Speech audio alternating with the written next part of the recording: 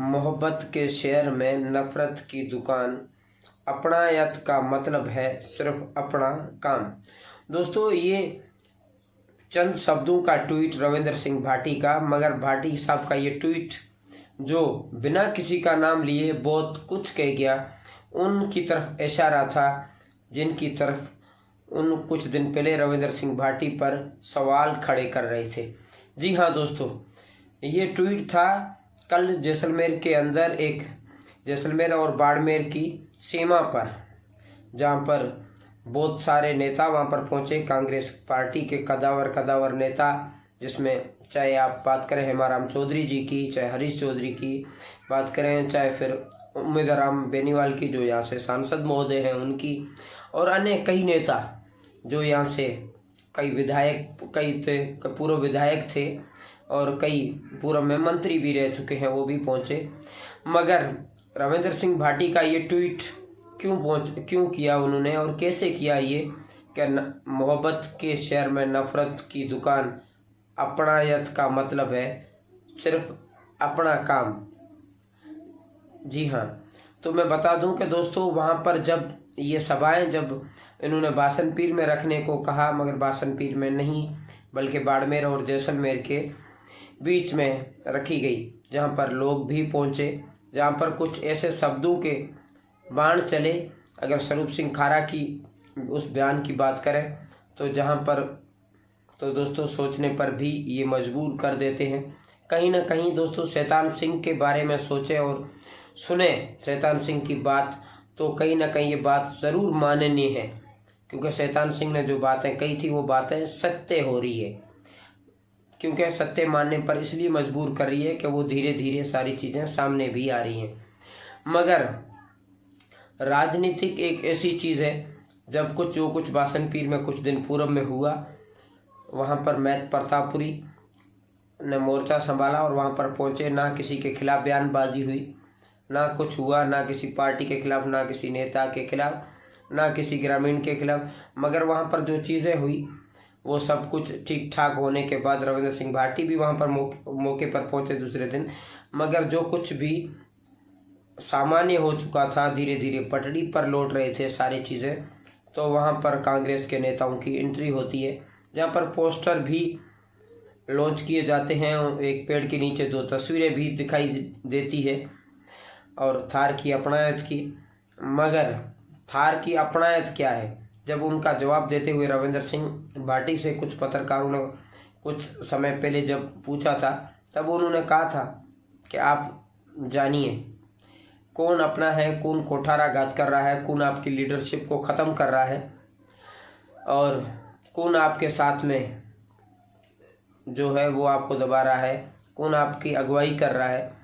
मगर सारी बातें अगर देखी जाए तो यहाँ से बाड़मेर जैसलमेर से सबसे वरिष्ठ और कदावर नेता के रूप में देखें तो मुस्लिम समाज के अमीन खान है।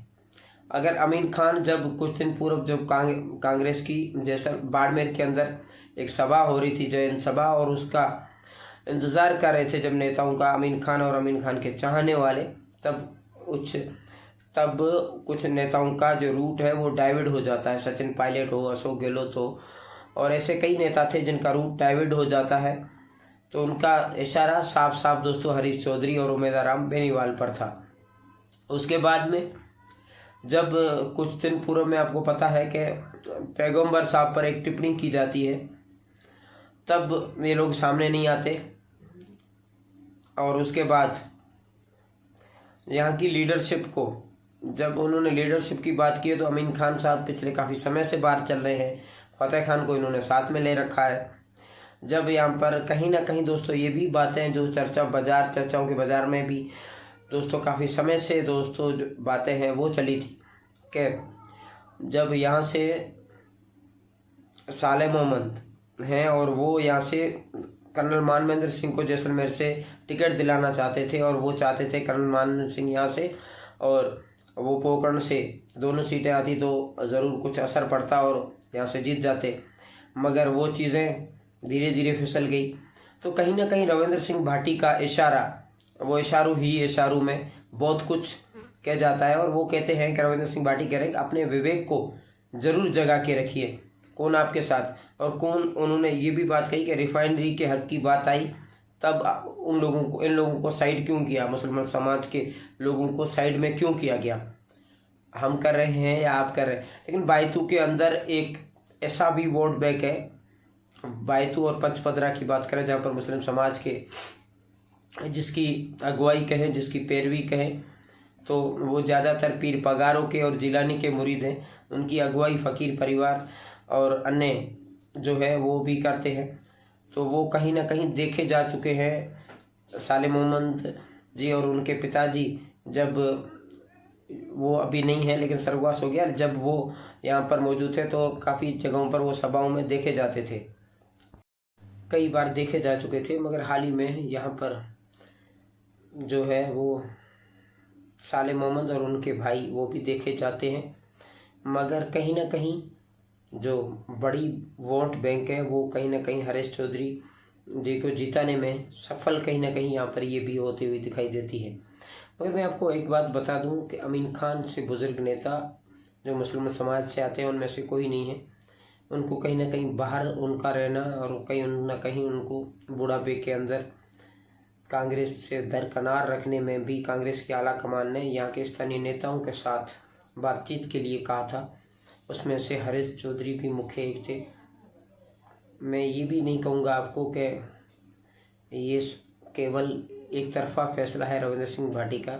आप भी अपने विवेक को जानिए और उसकी आवाज़ ज़रूर सुनिए, और आप राय क्या है वो कमेंट बॉक्स में ज़रूर रखिए, ताकि फिर मिलेंगे हम किसी अगले वीडियो में। तब तक के लिए नमस्कार दोस्तों। एक बार कमेंट बॉक्स में अपनी राय ज़रूर दीजिएगा, और वीडियो अच्छा लगे तो लाइक शेयर और कमेंट ज़रूर कीजिएगा। जय हिंद।